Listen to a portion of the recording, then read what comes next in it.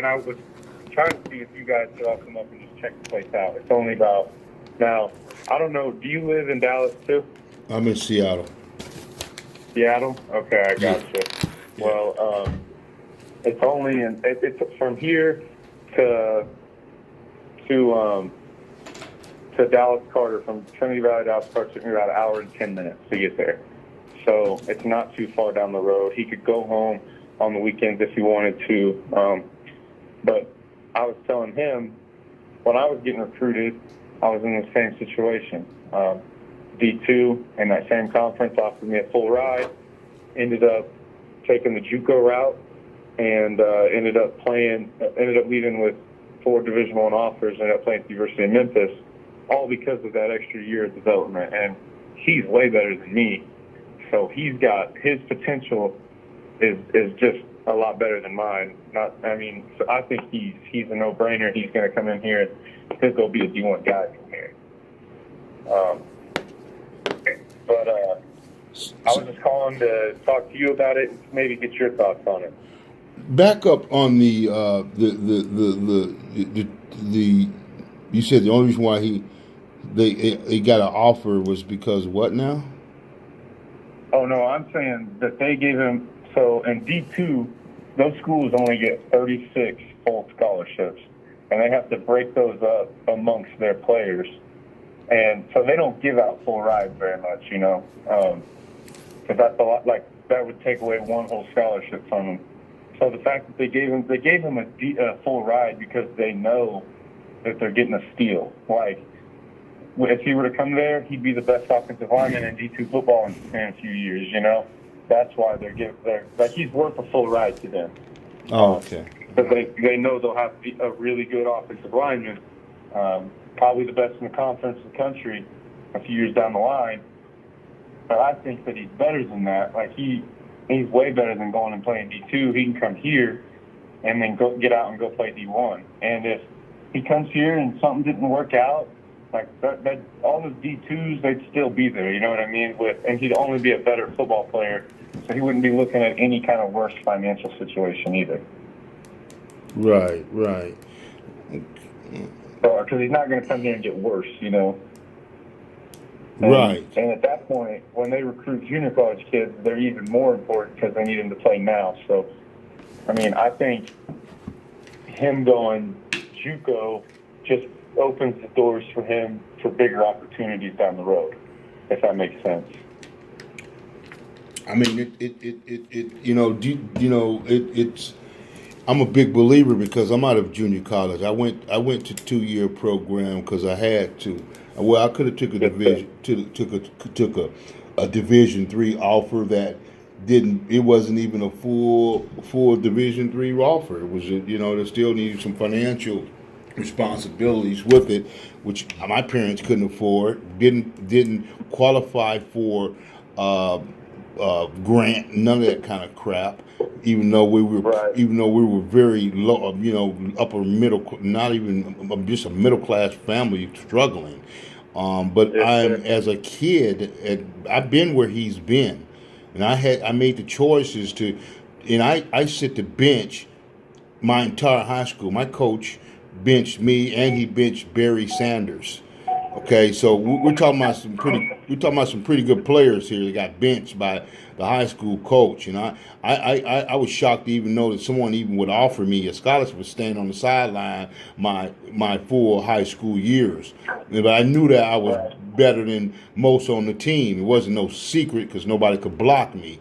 It was no secret. So I went the junior college route at 196 pounds, went there and developed and turned into a 280-pound guy with a red shirt, blew my knee up after my freshman year and redshirted and picked up weight and came and I played at 220. I was a right tackle at 220 in the Jayhawk conference, and you're talking about some pretty doggone big players sent from all over the United States of America. So you're talking to a father that went through the hardest route and without any help other than me and God and making the right decisions, and then to go on to come out of 2 years and be recruited by everybody in America. So I've been here.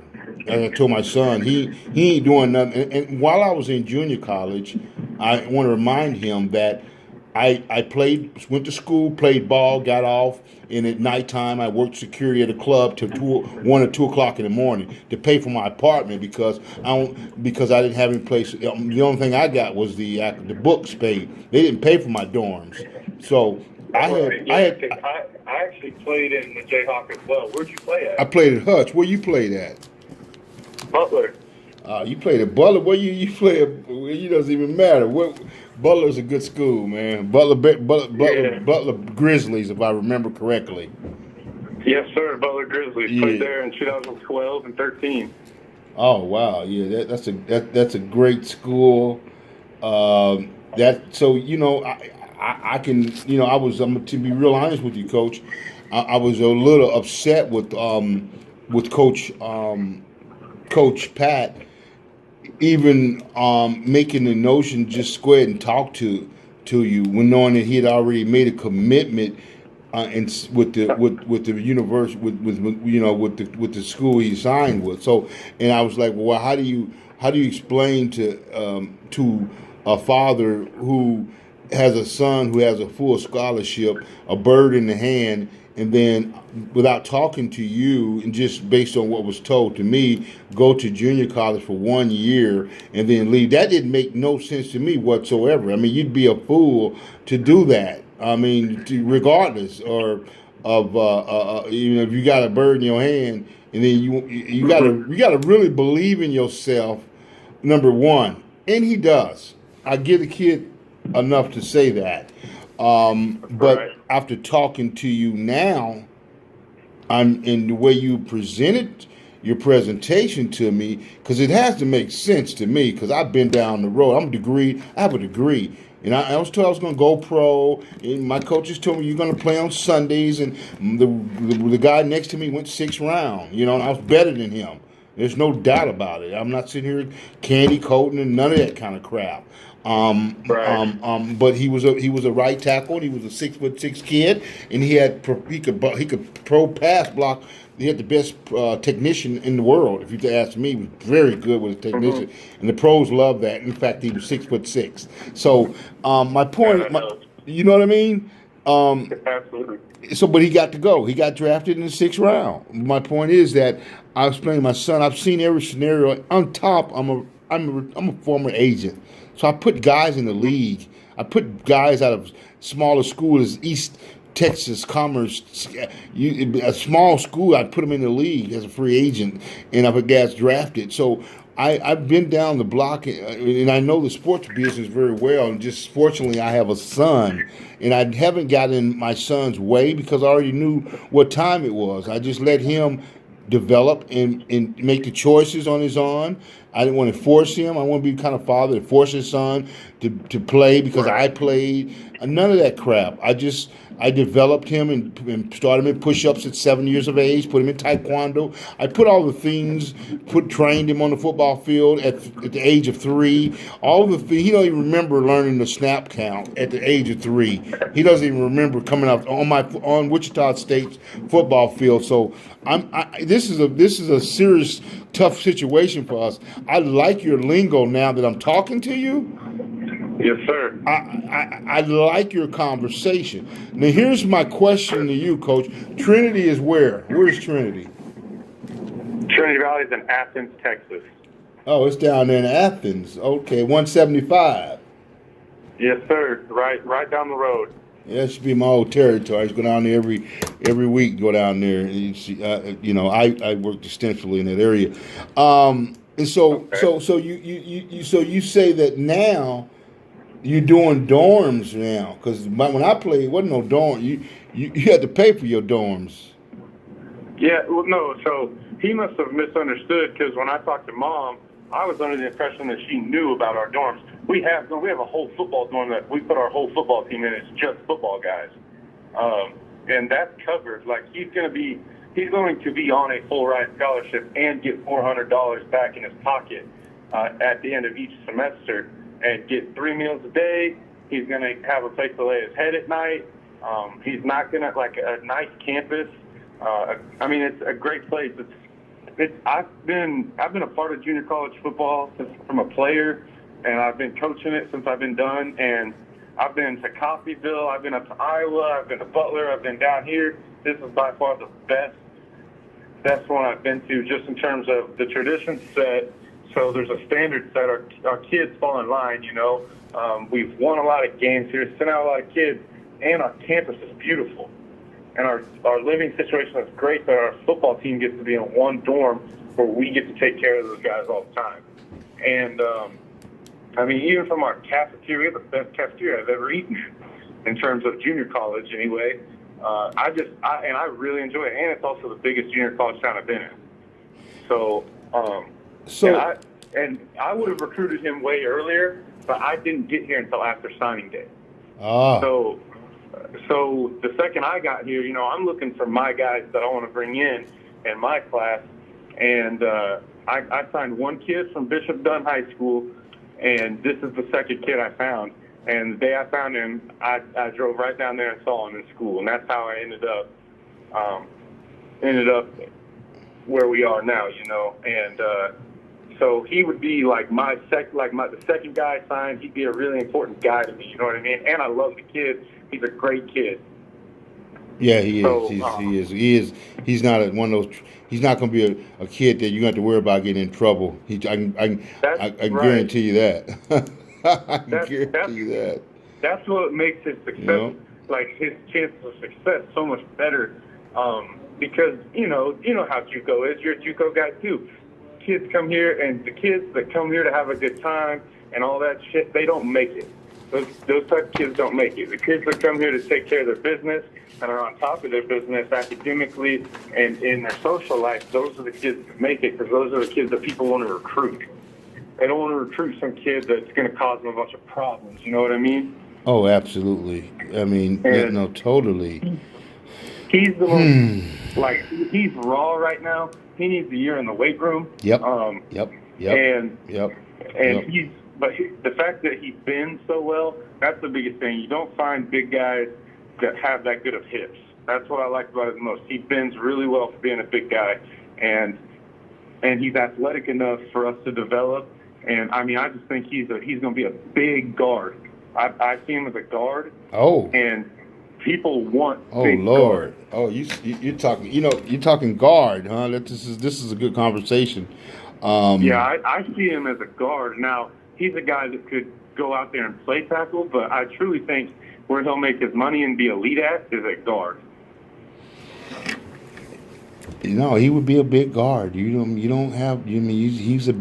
be a big guard, and in that respect, he and I have talked about that, and I brought him up to Seattle, and he has a personal trainer.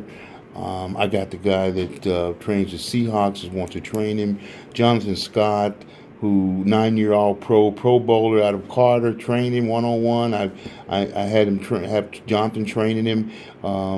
So he's got some good stuff.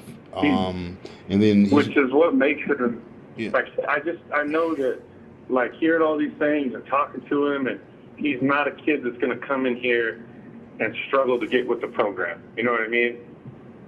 Like, and he's gifted.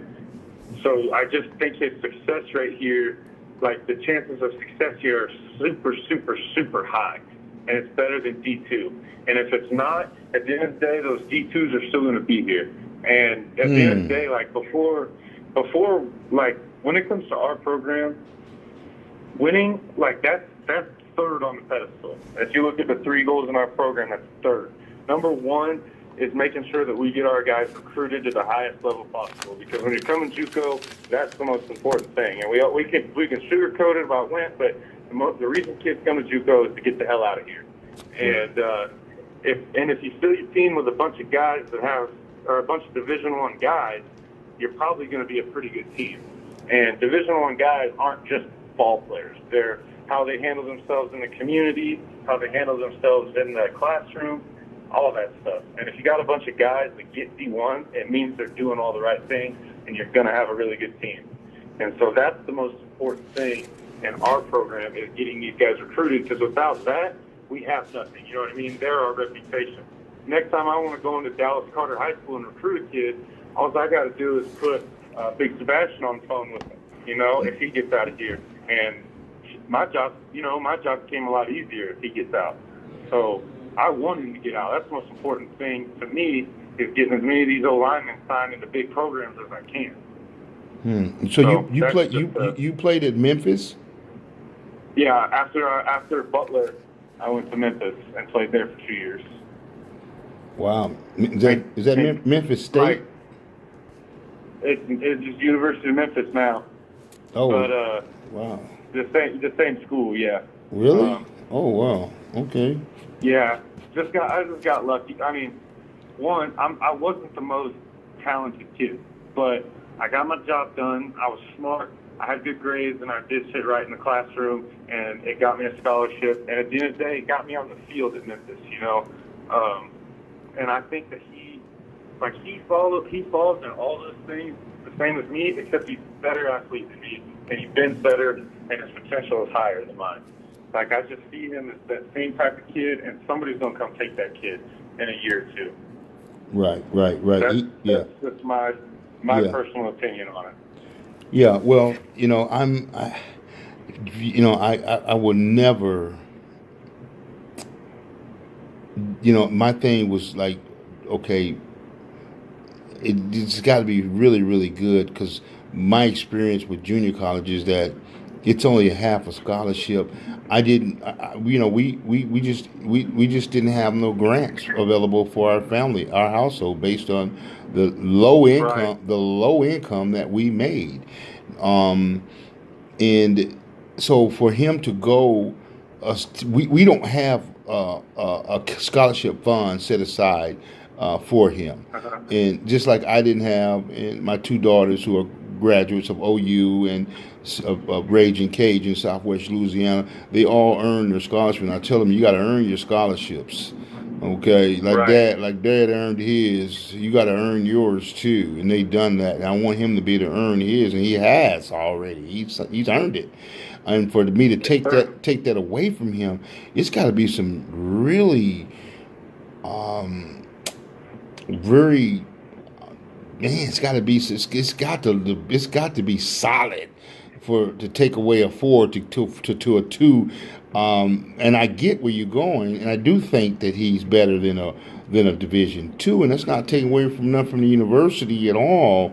But if I could go to Division I mean, I took visits to, Lou Holtz, Arkansas. Some of the biggest schools out there, Oklahoma State, OU. I turned down Syracuse, Temple. I turned down some really good schools to go to a Wichita State, Missouri Valley Conference, which was a huge mistake. I don't want him to make a mistake I did, but that's what it was. I had a kid at the time, and I was married in college, so my situation is a little bit different. But because I went through that route, I'm able to give him the insight. And I chose that school because my father talked me into staying home, and he didn't want me to leave. And that was a bad decision, but it was good, because I would have never, Sebastian wouldn't be here. Like I told him, if I went to where I was going to probably go, Temple, Coach Aaron's, kind of like you, come in, did 2 years he brought me in, and next year he went on to head coach of the Cardinals.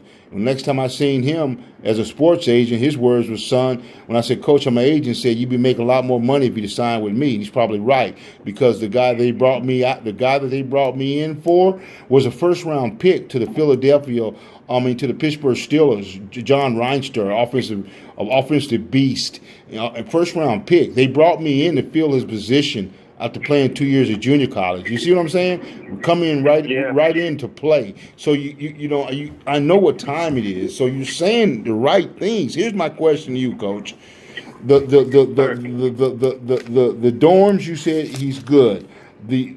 How do we know that he can get the other side of this money where he's gonna be okay, and he got to be worrying about I mean, I slept on my coach's couch for 2 weeks after showing up in training camp. I slept on his couch for 2 weeks because I had nowhere to stay.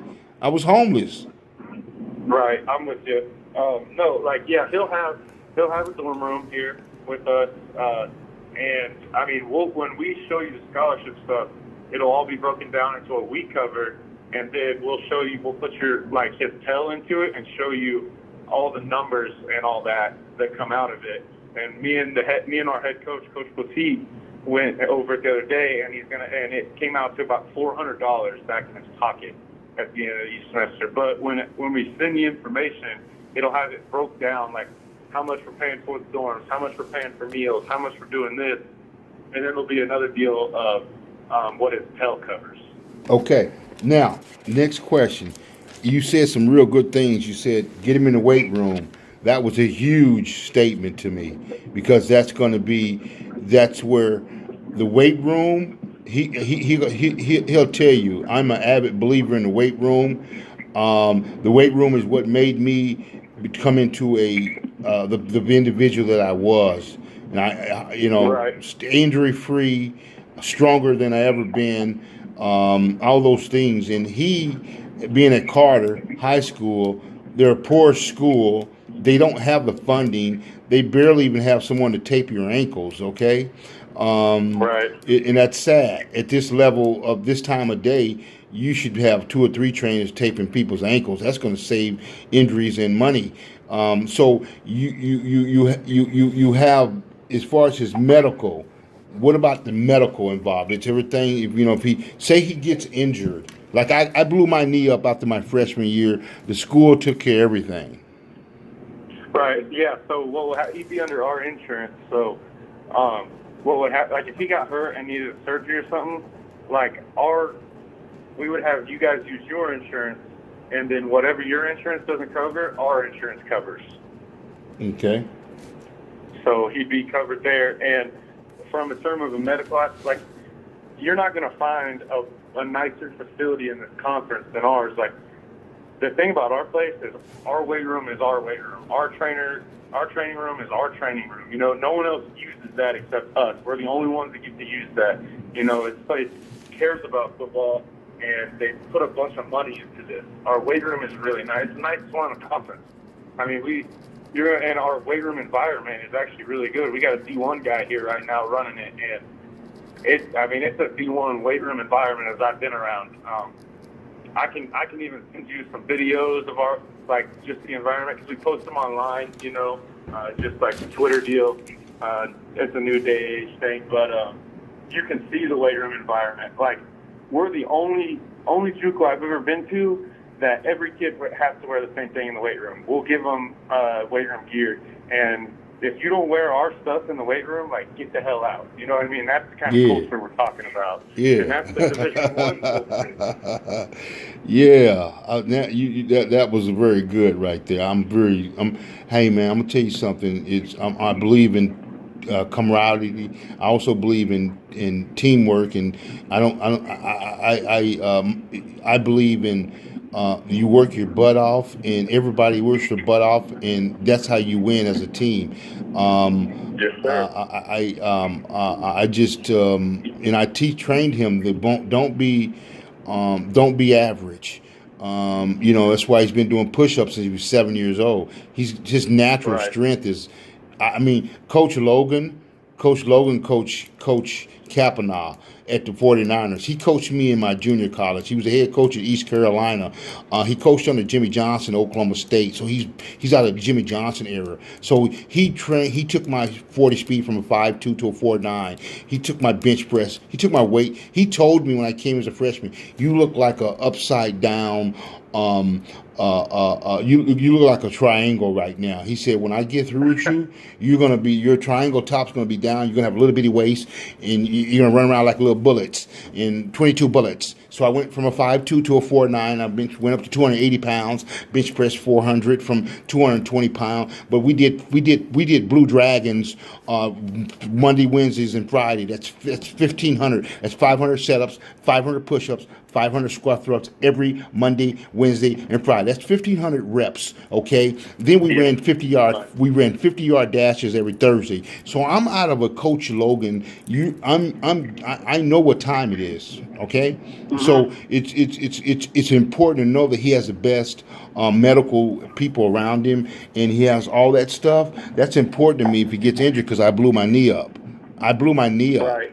And my coach talked to me and not to even go in and see a doctor for 30 days. So I walked around with a blown knee, no ligaments or nothing in my knee, with excruciating pain until the pain went away, until I could even walk on my knee. Mentally, I'm tough. And I'm trying to teach him to be mentally tough because I'm out of the Coach Logan, the Blue Dragon era. Okay, so we serious over here about what we need to do, but we're also serious about academics and attaining degrees and all that stuff. Because football is only for so long, regardless of what level that you finish off at. You know what I mean, Coach? But I want to say to you, thank you for calling me back.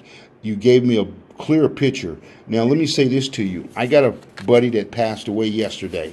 I'm waiting on the funeral information right now. I'm going to have to probably make a emergency trip down to Texas here in the next. Well, he died yesterday, so they're getting everything together, and so I'm looking to maybe try to come in there for the funeral in Fort Worth. With that being said, maybe Sebastian and I could come down. Absolutely. We would love to have you guys. Please do. Like, I've been trying to get him up here for a while, but please do. We'll take care of you. We'll show you our place. We'll let you know about the program. Just show you some of the past successes and the recent successes here. So I think that'd be a fabulous idea if you guys came down. Okay. Just to check the place out. Okay, I'll tell you what. I got your number here. If you can send me any video clips or links or whatever you want to send me about the school, and I'm going online and Googling. And then last year, how many players do you know? You wasn't there, obviously. Did they have a coaching change? Are you coming up with a new coach, or are you coming up with No. It's the same coaches here. The O-line coach from last year just left for a Division II school. Well, congratulations. Yeah, thank you. I appreciate that. I really do. That's the thing that's made this place good. There's been a ton of stability here. Brad Smiley was the head coach for like 10 years here, and they won a bunch of conference championships and had a bunch of success. And then he moved on to be the offensive coordinator at Northwestern State, at Division I in Louisiana. And they just hired within. They hired the offensive coordinator to be the head coach, Coach Poteet, and he's been the head coach since. And it's still like it's running on the same thing. You know, our defensive coordinator and assistant head coach has been here for 13 years now, so he's not going anywhere either. And Poteet's been here for a long time too. Wow. That's the thing, because in JUCO there is a lot of turnover, but here there's a reason these guys have been around a while, because it's the place that's easy to work at. You know what I mean? It's the one thing I found at junior college football is not all junior college administration cares about winning. You know what I mean? But here, sports is a priority. Like, from every sports team you look at, our basketball team is consistently in the top 15. Our women's team wins the national championship every year.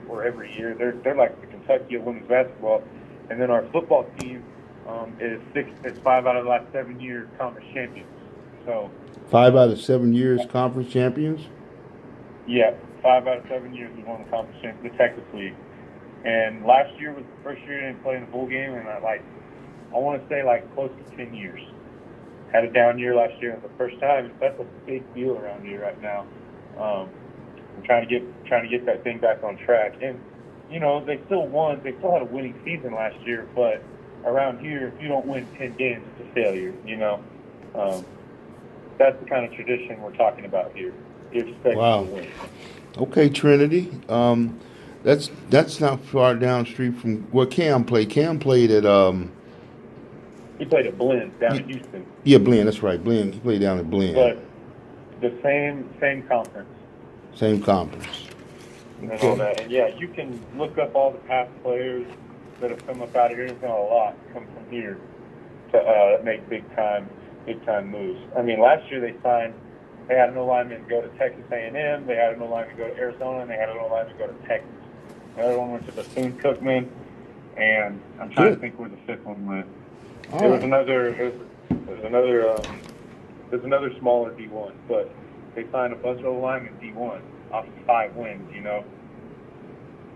So, Okay. And that's the thing about O-linemen is that nowadays everybody's hoarding them. You know what I mean? Like, you never have enough of them, and that with D1s, they're gonna come in and take O-linemen. That's just what they do. Right. That's the number one recruiting position out of here is O-linemen and long DBs. But O-linemen are first. Wow, Coach. Well, you know what? I'm gonna tell you. I'm gonna be very honest with you. I didn't think that this conversation was gonna go very well.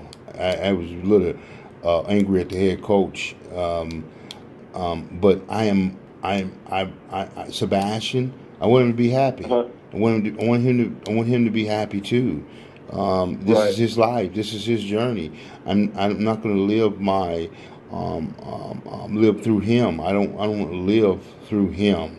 You see that happens. I had a guy that I played with. His dad was the superstar Pro Bowler offensive center for the Raiders, and his son was hated football. He quit. I think he left after the first year. He didn't. He wants to tell me all the time, "I hate this game." Well, why are you playing? My dad makes me play. Because his dad was, you see what I'm saying? Dad was the superstar and center for the Raiders, man. He wants his boy to play ball. I do too. Right.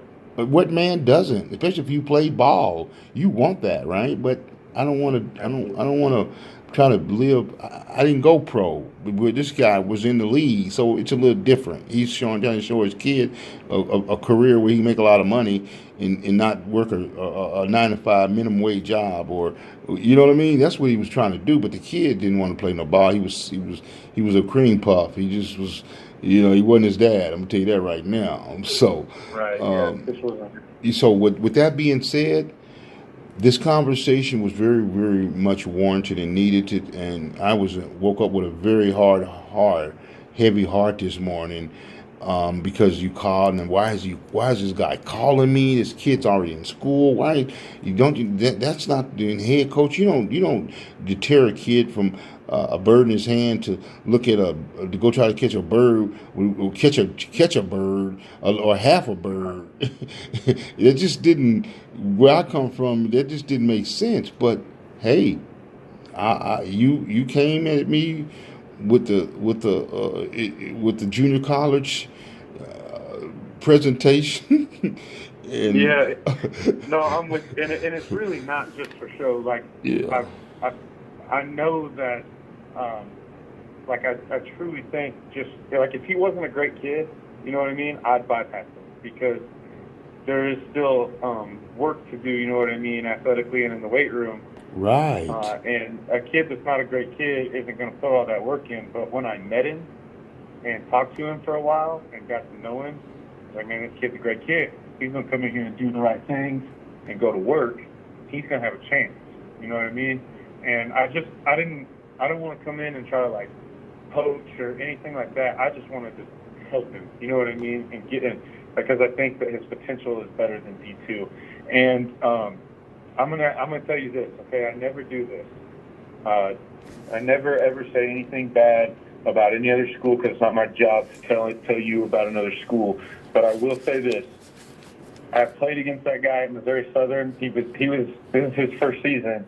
He was in the Jayhawk. He was at Garden City for a long time, and he won a lot of ball games. But just do your research about him. And how he treats kids. That's all I'm going to say. I'm not going to say anything else more, but just, like, do your research about that guy, because I don't want to see him go there and get treated like shit. You know what I mean? That's my one thing about that. Right. But I know that won't happen here. Like, because my biggest attribute as a coach is my relationship with my players. Like, my guys love me, and that relationship's gotta be that way. You know what I mean? They trust me, I trust them. Because if I don't trust them, then they're never gonna get on the field. And I mean, it's not like we're receivers and running backs who get to score touchdowns at practice. So I got to make sure these guys are happy and want to go to practice every day. You know what I mean? So I think that it's a perfect situation and a perfect storm for him to go D1 and get to a better program. You know what I mean? No, I appreciate this, and I'm glad we've had this conversation because it was really warranted. You know what I mean? Yes, sir. It was warranted. It was heavy on my heart. I had to drop on my knees and talk to Jesus this morning. Talk to God about what's going on right now. We make our commitment. We're loyal. We are integrity here. I teach my boys, to do the right thing and how they gonna make it out here. You see, I got the blueprint. They've got nothing It but, sounds. huh? I mean, what I was saying is it sounds like you did a great job because he's a great kid. You know what I mean? Like, he's obviously had a great upbringing because the product of him is just a phenomenal kid. So you've done a great job, if I must say. Well, I appreciate it, man. I was single father for a few years with him in the early parts of developing him and putting him in taekwondo.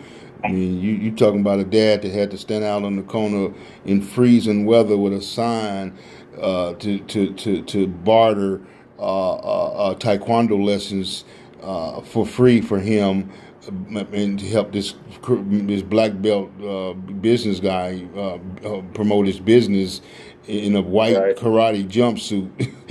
So we made some sacrifices along the way. I'm gonna tell you that right now. God gave me a vision before he was born, and I told him about that vision.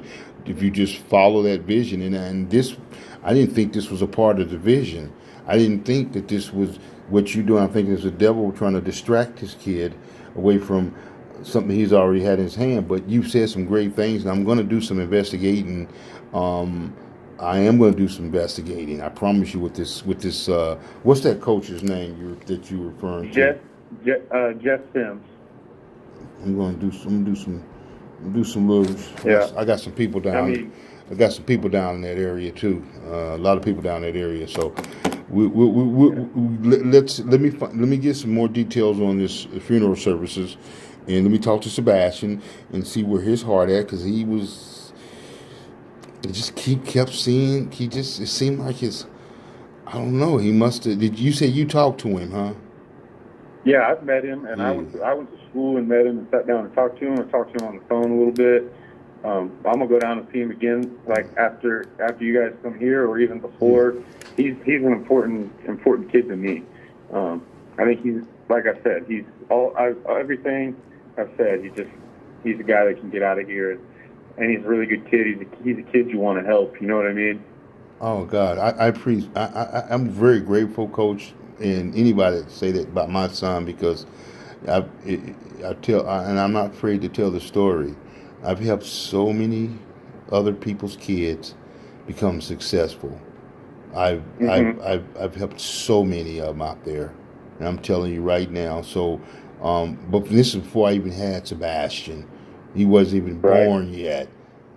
Okay, so the fact that I had him as a late bloomer, it brought me back into the love of football, because I got away from it entirely, and started seeing, start seeing the vision. So here we are. I'm glad we talked, Coach. It's been a pleasure. Yes, sir. It's really been a pleasure, and I'm gonna tell you right now, when I get off this phone, be thinking, God, what is going on? That's why I know. In a positive way. In a positive way this time, no. Yes, sir. I'm with you. I know this whole deal can be really stressful, and at the end of the day, the most important part is Sebastian and him getting his education and where he wants to be happy. So that's all I want for him. If this whole thing comes down, you guys come visit the place, and at the end of the day, you guys just think, you know what, Missouri Southern is the place, I'll leave you alone. You know what I mean? Yeah. But I just wanted to see this deal before he makes that decision. You know what I mean? Yeah. I appreciate it, man. It's. I was calling my junior college coach right before Missouri came to the table. I was on the phone with the head coach at Hutchinson. You know, I recruited for them. I was a top player. I'm on the walls. I mean, offensive player of the year. No offensive player, as have I known, has ever got offensive player of the year on the team. It hadn't been one on there till they put my picture on the wall. I'm not bragging them, but I worked my Right. ass off. No, when I say worked my ass off, unbelievably. You don't go from 196 pounds, Mm-hmm. 200 to 280 pounds, and the things I did. You don't do it by twiddling your thumbs. There's a lot of work involved with that crap. So Yes, sir. that's why I've been training him to the fullest. I'm going to probably maybe see if I can get him up here and train with the Seattle Seahawks guy, trainer. We'll see how that goes. I needed to talk to you. So here I am. I'm going to talk to Sebastian tonight, and Yes, then sir. let him know how I feel now. And the only thing that I really want to see would be make sure that he's covered in school, and he there's no feeling like showing up in school and then everybody's going to their dorm and you standing there and you ain't got nowhere to stay. You don't Oh, have no. anywhere to live. That is a horrible feeling to not know Right. where you're gonna stay, and you're on a scholarship, coach. So Yes, sir. I understand. I don't want that to ever happen to this kid. So with your words that you told me are solid, and he can be covered in that where he ain't got to worry about working no going to have to work a job at night and go to school, and because I don't think he has that in him. I don't think he can. No. That's tough to do. I don't know if I could do that again, man. But I don't want him to having to do And that. yes, sir. I'm with you. I'm totally with you. Let me ask you this: what high school did you go to? North High, Wichita, Kansas.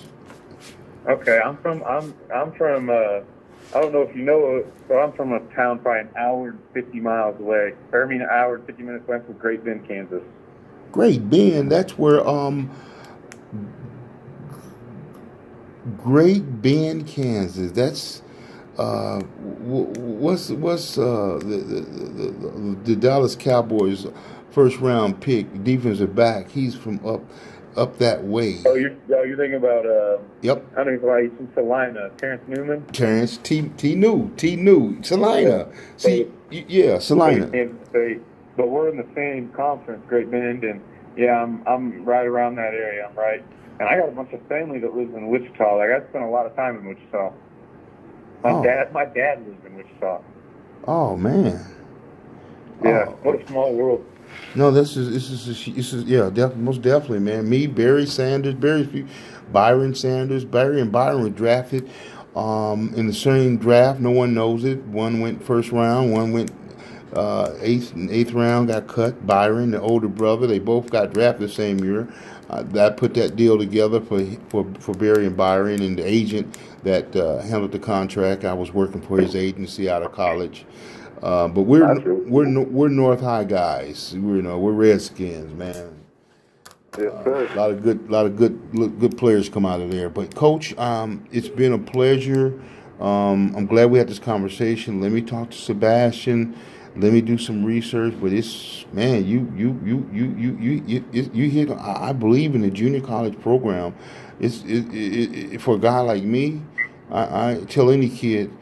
Yes, go to junior college if you have no other, Mm-hmm. because it's a developmental program. That's what it is. And Yes, sir. you come, just Yes, like sir. you said, you come right out, just like you did, out of Butler Mm-hmm. and go to a D1. The way that Sebastian and then was explaining to me, nah, it wasn't coming across at Right. all. I think that maybe when I talked to him, it was maybe too much information at one time. I should have. But I was just in such a panic. Not necessarily panic, but just like, hey, I want this kid, I got to tell him all the good things. Maybe it was too much information at one time. But I talked to him since and let him know that, yes, we have dorms and, you know, all that stuff. So, but, yes, go ahead and talk to Sebastian. And you've got my phone number. I'm available 24/7. Whenever, call me. Got any questions? Okay. If not, I'll call you right back. But any questions pop up, I'd love to answer. And whenever you guys decide you can make it, just let me know, and we'll set up a little visit deal for you. Okay? Sounds great, Coach. All righty. Well, I appreciate it. Thank you, Coach. Have a great night. You too. Yes, sir.